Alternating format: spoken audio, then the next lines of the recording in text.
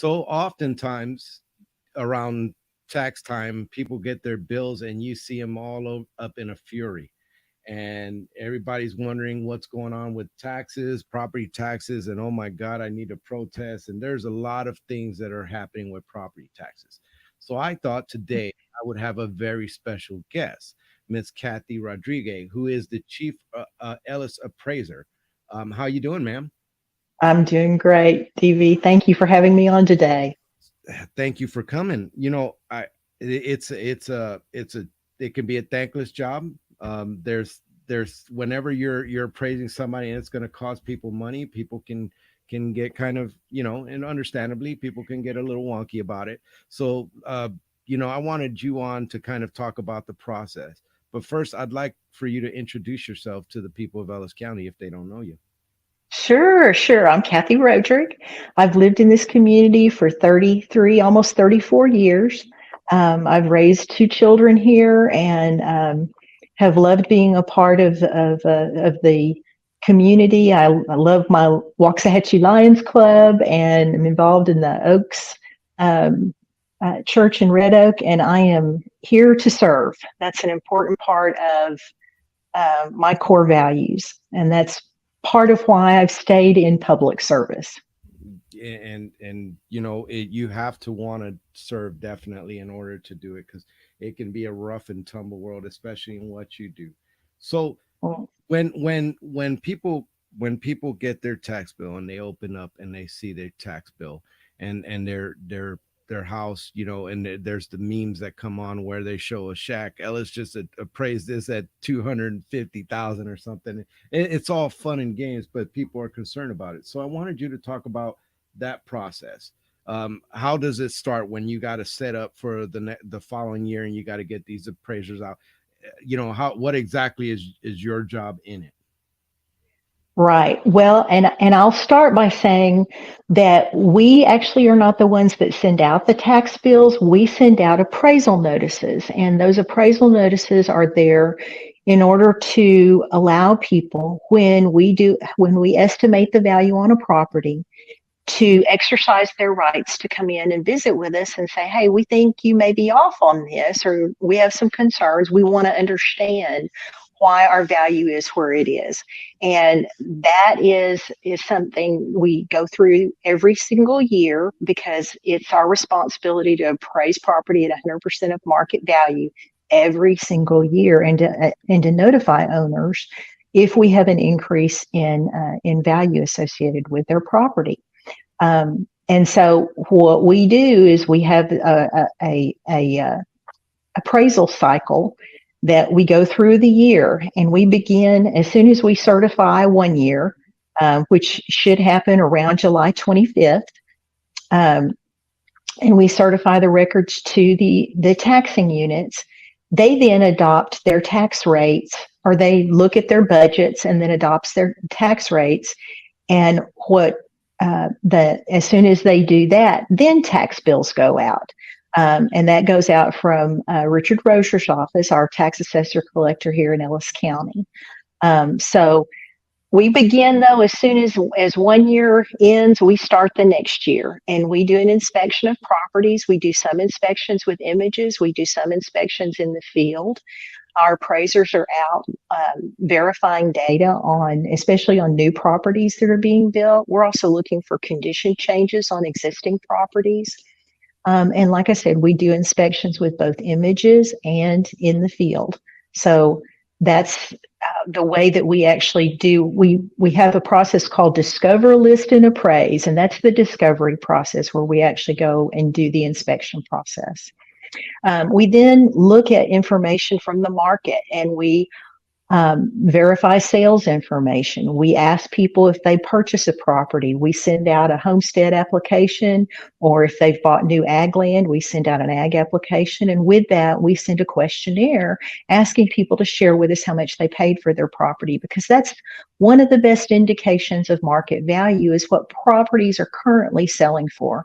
Just like a fee appraiser would appraise property for refinancing or for purchasing of a home, we have the exact same appraisal process. We just do it on a mass basis every single year on every property. So as you can imagine, we have to employ some mass processes, but we work to refine those, develop market areas, try to compare properties to like properties, because we certainly don't want to overappraise any property or underappraise any property. It's our goal in this process to make sure that nobody pays any more or less than their fair share of the property tax burden. And that's our role in the process. What like what have you seen in a, obviously there's been a lot of growth, and we know that, but as far as when you're assessing, have the you've seen these values jump up, and is there is there a is there something, for lack of a better, is there kind of a condition that you have to stay under, these rules that you have to stay under, that the state of Texas puts on you when you're coming up with these appraisals? Yes, they absolutely do. In fact, we're tested by the state every other year, and they test us by school district. We're required by law to be at 100% of market value every year.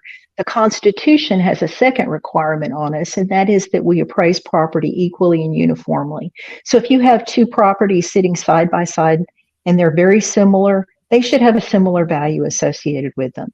We're humans doing this process, so do we do it perfectly? No, we don't, because nobody does any job perfectly. But that's what the protest period is about. And that's where we want to hear from people if they feel like their property value is overappraised. And then we'll share with them information related to the market, related to their property. And so, yes, the state does mandate what we do in terms of appraising property at 100% of its market. Can you explain to me the difference between market and assessed value in this context of property appraisals? So, market value, and that's a very good point that you bring up, because a lot of people will say, how can you raise my property value more than 10%? Because if you have a homestead in the state of Texas, the second year after you have that homestead on January 1, there's a cap that goes into place, a 10% cap. The legislature talked about changing that cap. I don't think that got accomplished in this legislative session, but certainly that's something that is discussed. And so when you're looking at market value is what a property would buy or sell for in the market as of January 1. That's the appraisal date that we use. And so that's market value. Market value can go up or it can go down. And it's going to fluctuate with what we see going on in the market. That's different than the appraised or the term assessed value. And that is where if there's a special value in place or a cap in place, a special value, a lot of people that have agricultural property, they think they have an ag exemption. It's really not an exemption. It's a special valuation, a provision of the code, of the property tax code that governs that appraisal.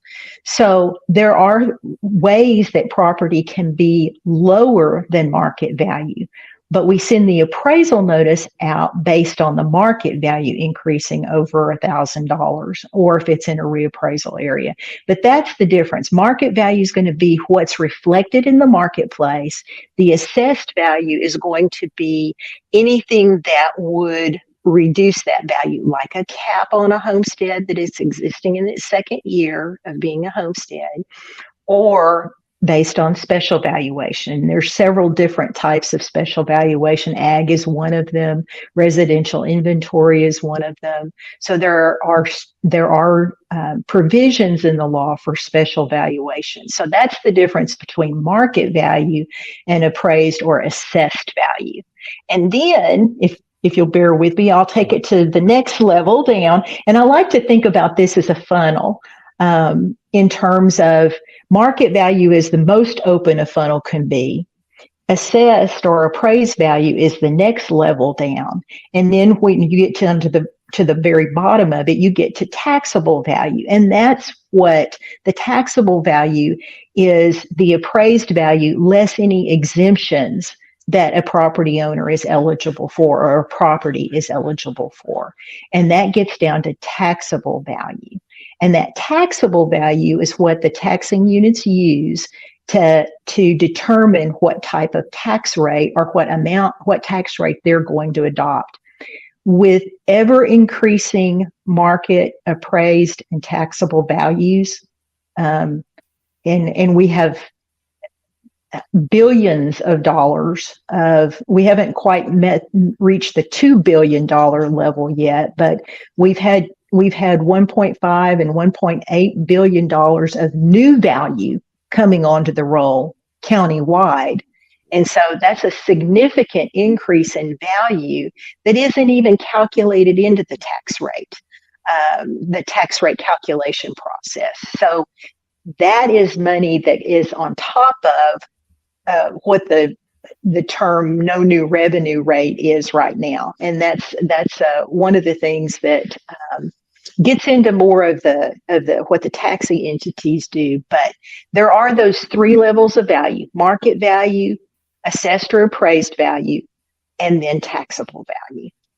So hopefully that will explain at least that part of the process. That when you kind of touched on homestead exemption, one of the and there's like fact sheets and stuff that are put out by your office, I think, and other stuff that kind of information that you provided me, that was pretty cool. And you guys could probably look it up. I'm not sure where you have it posted, Kathy, but absolutely. And if you'll let me, I'll share that information. We have under our news category on our website, and our website is simply elliscad.com. And under the news, there are flyers out there that talk about, let us explain what a cap value is. And we've got calculations out there where you can actually see how that is applied on, I think there's 7 or 8 different property examples in there. So you can actually see how that works. We also explain tax ceilings, because that's another thing people get confused about or don't completely understand. And I'll be happy. Yeah. Yes. And that's important for people to understand. So that's out there and available. And the tax ceiling is very different. And I'll explain that here in a minute. But we also have a flyer out there on for new homeowners. If I'm a new homeowner, what should I look for? What should I expect? One of the big things for people who are looking to purchase property, if it's the first time, oh my goodness, please make sure that they escrow your taxes properly, because that is one of the big challenges that is going on right now, where, if somebody may purchase a piece of property that last year might have been a vacant lot, but then they're purchasing a home. Well, that they need to be very careful and make sure that their escrow is occurring based on what they're paying for the property, not based on a vacant lot, because that can dramatically impact the amount of your escrow difference. So, and we've got that information out there on that website under our news tab. So please go out and take a look at it. We want people to be informed. Yes, so, absolutely. Yeah. So if you want, yes, I'll go ahead and touch on the tax ceiling. Mm-hmm. Is that okay? Okay. So the tax ceiling is for property owners when they turn 65, and luckily legislation was created that allows us, if you have a homestead in place and we know your birth date, that we can automatically apply you're over 65. I'm proud to have been part of that legislation that got that created. And so what it does is when that over 65 goes into place, there's an additional exemption amount that goes into effect. And the taxes, the amount of taxes that in that year that you turn 65, the amount of taxes that are calculated on your property for those jurisdictions that offer a ceiling, and not all of them do. Some cities do. The county, Ellis County, does offer a ceiling. The school districts are required by law to offer a ceiling. And some cities offer a ceiling, but not all do. The emergency service districts don't, And if you're in a mud or a freshwater supply district, or let me see, what's the other term that's out there? There are some other taxing units that do not offer tax ceilings or exemptions for that matter. And all of that information, just another aside, if you look on our website, all the tax rates are out there with all the exemptions for each taxing unit. All of that information is out on our website. So getting back to the tax ceilings that are in place, that happens for people who are over 65 or if they are disabled. And their taxing unit offers that. The amount of tax that you pay in the year you turn 65 has a ceiling placed on it. It's not your value that has that ceiling. It's not the market value or appraised value. It's the actual amount of taxes that you pay in that year that becomes your ceiling. And so what that means is, as long as you don't add anything to your property, like if you added a pool or if you added another room to your house or something like that, that's the only thing that you could do that would change your ceiling. And it's only an incremental change. It doesn't reset on the whole total value. It's just the incremental value difference in the tax rate on that addition that would be added to your existing ceiling. So that ceiling, as long as you don't make any changes to your house, and it doesn't include maintenance, if you maintain your house, absolutely, which most of us want to do, right? And so it doesn't negatively impact you. As long as you don't add something to your property, then that ceiling will remain in effect for you. And the way that the law on that ceiling works is your taxes can actually be lower than your tax ceiling, but it can never go above that tax ceiling. And that's why it's appropriate to refer to it as a ceiling instead of some folks refer to it as a freeze, but it's really not a freeze because it's not solidly held, because it can come below. If your taxing entities would lower their tax rate, it's possible for that to come down if values went down and tax rates went down. So it is possible that it could be lower than that ceiling, but it can never be more as long as you don't do something to add to your property. So forgive me because I'm learning, folks. I'm learning this as you're learning it. If you're listening in, and so the ceiling. So they're taxed at, let's say they're taxed at 1%. The value of it grows. They're always going to be 1%, but the value, that 1% can get larger, so they could end up paying more. But the rate is that's the ceiling, right? Is that kind of how it goes, or am I wrong? Not at all. It's the actual amount that you paid in the year that you turn over 65 or that you become eligible for a disability exemption. It is the actual amount of tax that you pay, not the percentage, okay, not the value, not the rate. It's the actual amount of tax you pay in that year. So let's just say that you have a home and let's go back in history just a little bit. Let's say 5 years ago, you might have had a home that was worth $150,000, and right? Because there were some around here 5 years ago where you could find that price. Let's say that the taxes on it at that time were $1,500 for the school, or maybe $2,000 for the school. So the actual tax amount that you pay is what has the ceiling on it. It isn't. They're never, and that holds true throughout the process. And that's one of the reasons why it's important for when people are considering voting for or against bonds. If you're over 65 and you have a disabled, or if you're disabled and you have that ceiling in place, a bond election will never change the amount of taxes that you're going to pay. So that's one of those things, just helping people understand it's not the value, it's not the rate, it's the amount of tax you pay in the year that you turn 65 or you become disabled. You learn something new every day. And There you go.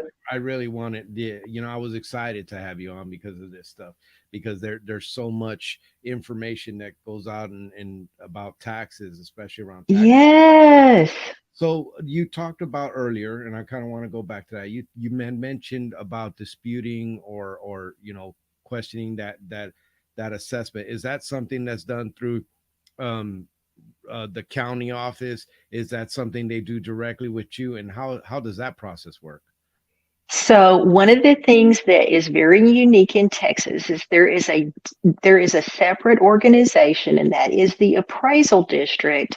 We are an independent organization that was created by the state, and we are not with the county. We're not with the school districts. We're not with any city. We're an independent. And one value gets established for all of those jurisdictions through our office, and they all use our values as the guide for what they're going to be looking at in terms of setting their tax rates. Did that answer that question? Um, I'm trying. Partially. Partially, I'm trying to process it. So, like when they go to challenge their taxes, that's something separate and away from you. When they get their tax bill and they want to challenge that, is that'll Okay. apply with you? So if you wait till you get your tax bill, it's too late. It's too late to protest if you wait till you get your tax bill. When you want to protest is when you get your appraisal notice and you feel like your value may be out of line, because at that point we can, and there's a time period for that, and for most property owners that deadline has already passed. We are still sending out another group of property owners, but that's a much smaller subset, and it's primarily for our business personal property or commercial property, but not exclusively, but primarily.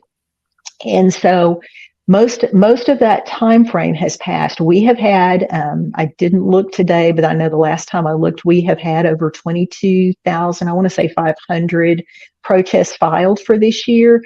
We have a parcel count of 100, I think it's 102, maybe 104,000 parcels. And so that's a pretty sizable percentage of property owners. And I get why people protest. It's crazy what properties are selling for, and we had anticipated with the increase in interest rates that we might see some decline in values. Well, what we saw declines in, surviving 2022 was quite a task, because everybody that was looking for a piece of property, almost without exception, got into bidding wars in order to be able to purchase a piece of property. Never in my experience here or anywhere else I've been have I seen bidding wars like what we saw in 2022. Well, that we don't see bidding wars at now, but which that stopped, I believe, because of the increase in the interest rate. However, we haven't seen sales prices decline significantly. We're still seeing them inch up. And my theory on this is that we're going to continue to see that happen. And I hate to put it this way, but I truly believe that this is an economic phenomenon. I did a comparison it's probably been 20, maybe even 25 years ago that I started looking at where Ellis County was compared to Denton and Collin County. You know, we're south of Dallas, they're north of Dallas. And we were tracking, I haven't looked at it recently, but we were tracking about 15 years behind Denton, and we were about 20 years behind Collin in terms of our values. We were marching along pretty significantly the same way. And I looked back in history to see where theirs was before. And so my theory about it is we have been found. And by I put an article or I had an interview, and I said, we have been found by everybody that lives north of us, and that includes other states. And Yeah, they figured it out. Yeah. yes, and so we do have an influx of people coming in, and they see the prices that are here, and yes, they're to the locals. It's staggering what people are paying for properties. But guess what? The realtors are listing it for that. And guess what? They're selling for that. Mm-hmm. And so my theory on this is that until our values reach a stability with what Denton and Collin are, I think we're going to continue to see that escalation. Unfortunately, I hate to be a, a downer on that, but I don't see any way that that's not going to happen.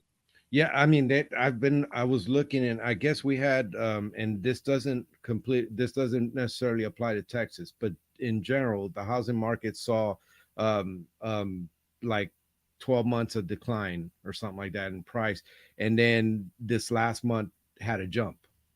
So Yep. it was kind of it's crazy because you had a 0.4% jump, I think it was what it said, and maybe the numbers are off, but I saw it, I read it, I was like, wow. With these interest rates, my first house when I was, many moons ago, was 7% interest rate. And the Yeah. other day I saw the interest rate at 8.1. Right. I couldn't Right. afford my first house at 8.1. I could barely afford it at 7. So Right. it is crazy. But what have you done? And you've been in this role for a while. What have you done or your office done to make sure to improve accuracy and fairness in what you do? Well, one of the things that we recently did, we changed software vendors, which was a little bit of a challenge last year because it was our first year in the process.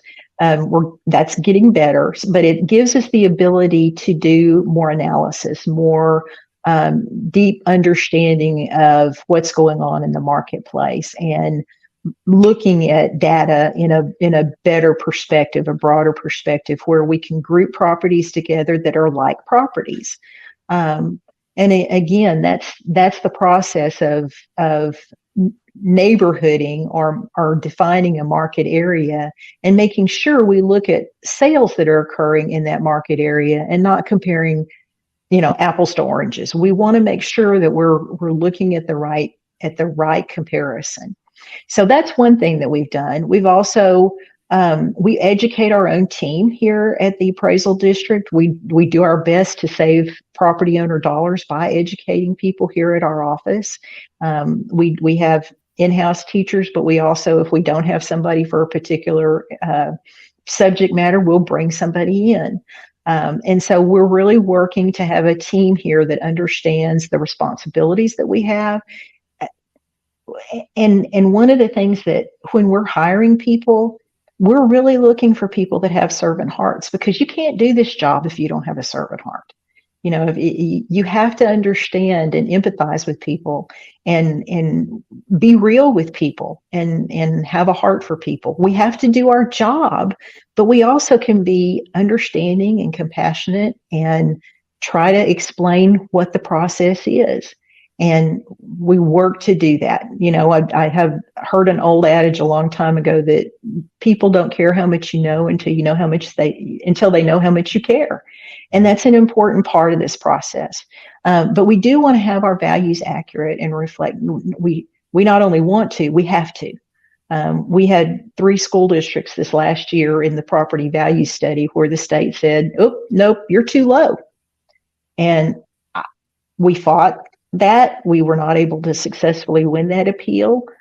So they'll be testing us again next year, which normally would happen every other year. But we've done work to try to get the values in those areas where they say that we were low.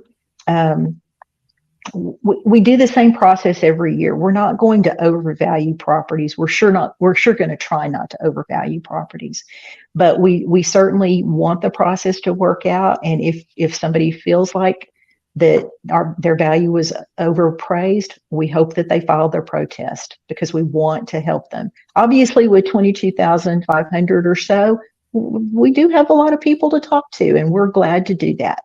So, Kathy, you don't sit there in your office and say, "Oh, that person added a little, a tree to their, yard, so now we're going to go up by 20,000." That's not how you're doing. You're actually trying. No, sir. Yeah.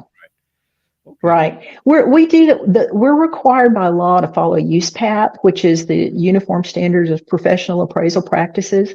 That's the same requirement that fee appraisers have. The appraiser that's going to come out and appraise your property for refinance or for if you're purchasing a new home, it's the same process. We look at comparable property sales. That's the best, especially on the residential arena, which is the vast majority of the properties we appraise. We appraise all commercial, we appraise all business personal property. But the vast majority of what we look at is residential. And certainly our residences, the legislatures trying to look out for them and trying to seek to, I haven't heard where the exemption issue is today. But I know that the special session is in place and they're trying to see what they can do to help homeowners out. So I've talked, I'm sorry to interrupt, but I've talked to our state politicians, and I bring this up every single time. Whether it be our representative in the area of Ellis County or the two senators that kind of split us, right. State senators that split us, property taxes, and that's a big argument in the state. When I'm talking to them again, what is something that can be done on a state level to make your job maybe more efficient, maybe make the process better, maybe make it better for the citizens on your end? Not so much the political, because I don't want to get on the political. No.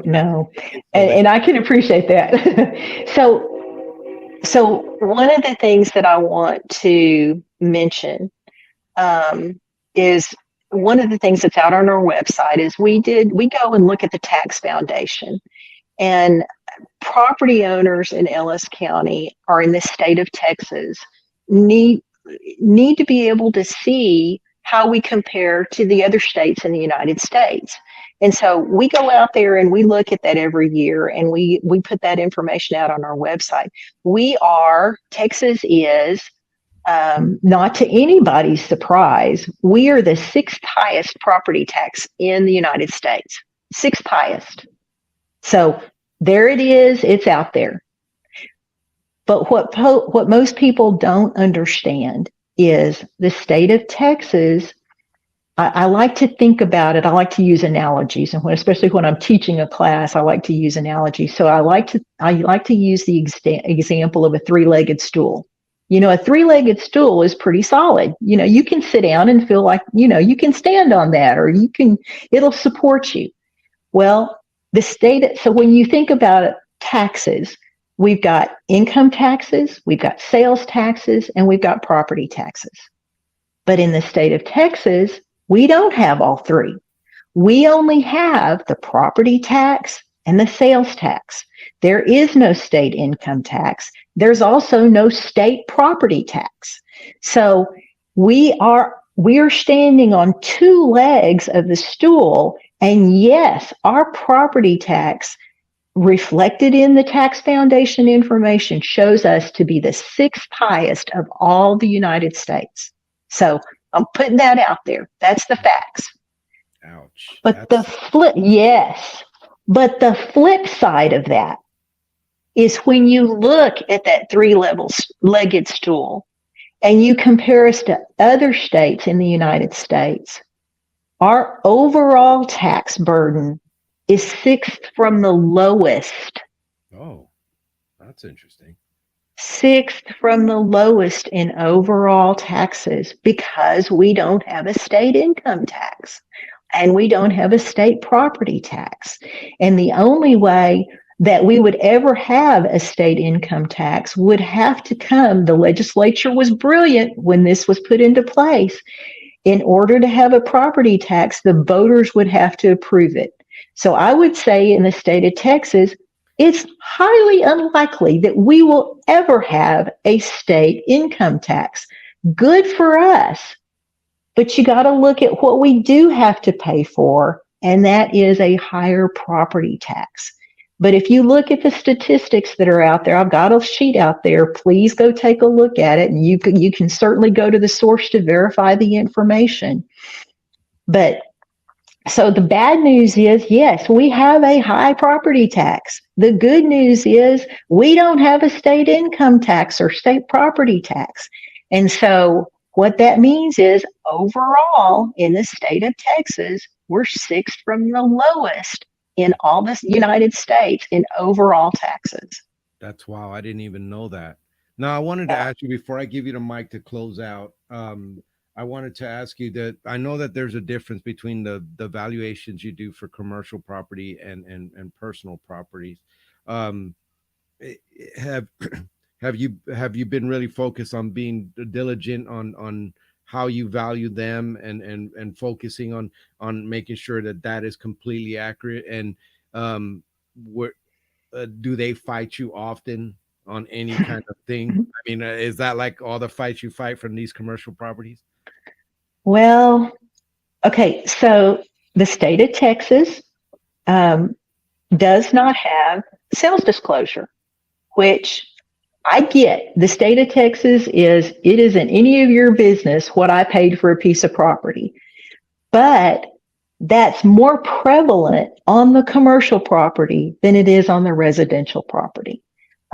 Because residential property sales, almost anybody can get access to some level of knowledge of what a residential property will sell for.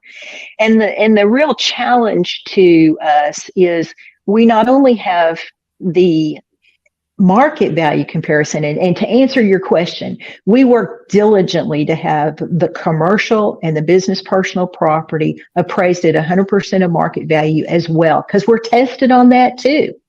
Okay. You know, and apartment complexes, shopping centers, you know, business inventories. You know, we've got lots of distribution centers. We've got lots of, you know, we are blessed to have 4 major transportation corridors. And that's a big reason why we've got industry coming here, is because we're located in a great place in the state. And so along with industry comes jobs, along with jobs comes more people. So yeah, it's, yeah. Found us. But yes. And to further answer your question, the challenge that we have, we don't not only have market value requirement, but the equal and uniform requirement. Our number of lawsuits that we have, I would say out of the, I think we had 140, 150 lawsuits filed against us last year.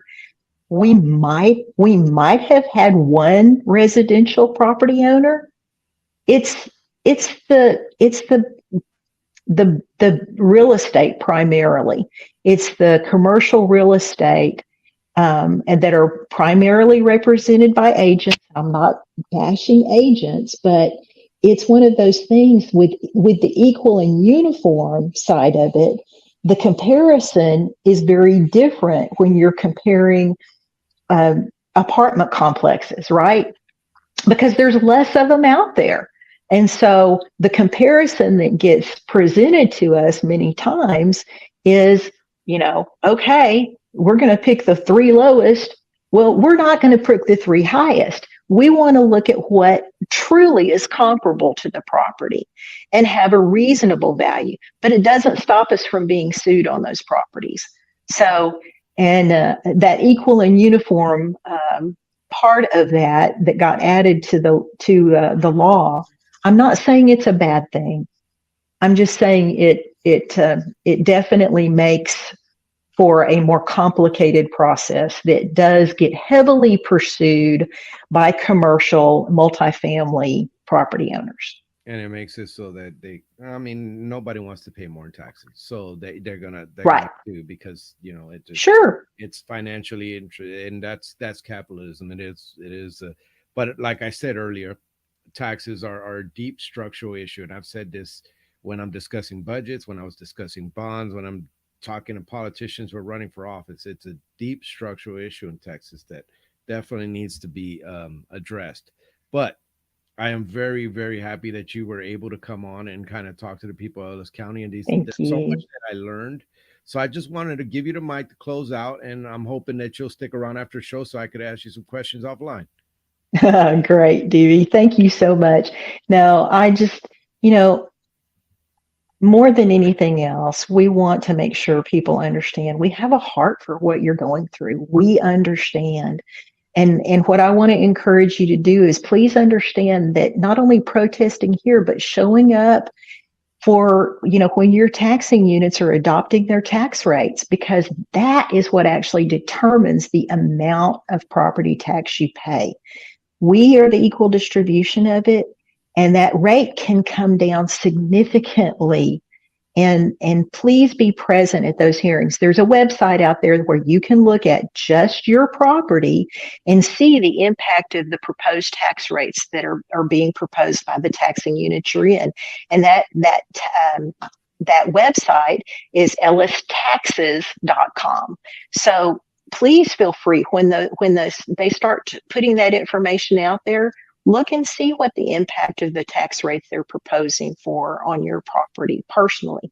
And anybody can go in and look at anybody else's property out there to be able to see. But we're here to serve you.